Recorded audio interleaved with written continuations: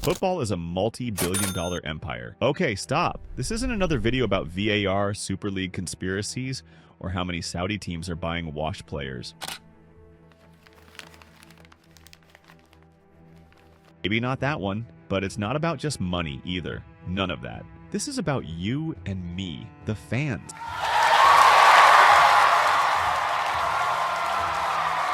And why the football experience is getting worse when it absolutely doesn't need to. We all love football, but I'm going to break down a few key things that could make the game feel magical again. Because if something feels wrong now, that means it used to feel right. So what changed?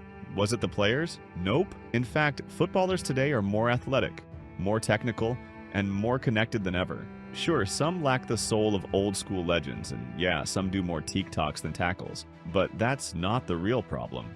So what is it? Maybe it's the calendar. A Champions League match on Tuesday, a league match Friday, international friendlies in between, a Club World Cup in Saudi, and a preseason tour in the US for good measure. Football has no breathing room. And when everything is big, nothing feels big. Remember when El Clasico felt like the world stopped?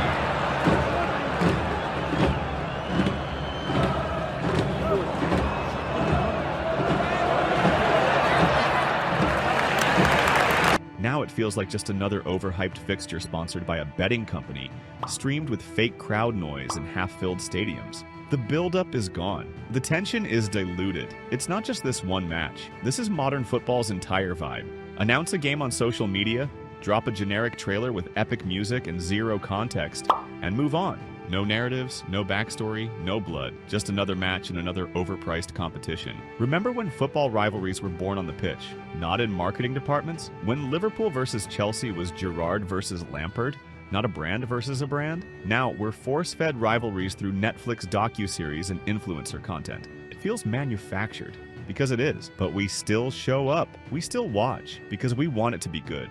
And the suits in charge know that. UEFA, FIFA, the mega clubs, they know we're addicted. So they do less storytelling, less passion, less authenticity, more polished graphics, more fake hype, more fucking money. Look at FIFA's recent attempts to launch the Super League, or EAFC's rebrand after ditching the FIFA name. Same recycled gameplay, just more microtransactions and less soul. It's a pattern. They aren't improving the sport, they're industrializing it. And before someone says, then stop watching, let me stop you. Bro, we don't want to stop watching. We want football to feel like football again. Why don't we complain about cricket or baseball? Because we don't care about those the same way. We care about this. We can tell when hype is fake.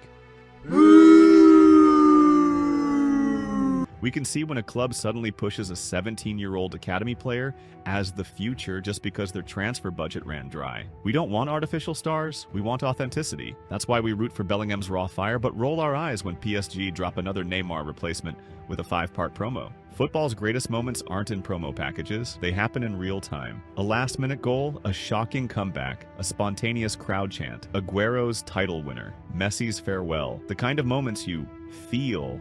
And here's the sad part. The machine doesn't even get that. They think they need more special effects. What they really need is less interference. Let fans breathe, let moments build, let football happen. Start with less congestion. Stop squeezing every bit of value from the calendar. Let players be fresh, let fans anticipate. Give rivalries room to develop.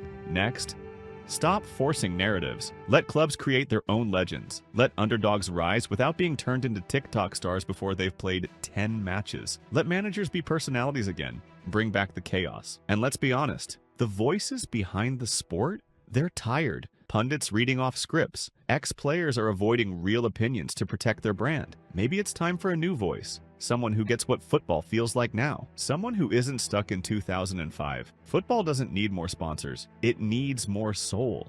If you think football is just about what happens on the pitch, go watch a training session. And the man who always seems to score big goals in big games. But the rest of us, we want something more. We want the goosebumps, the rivalries, the heart. We want football to feel alive again.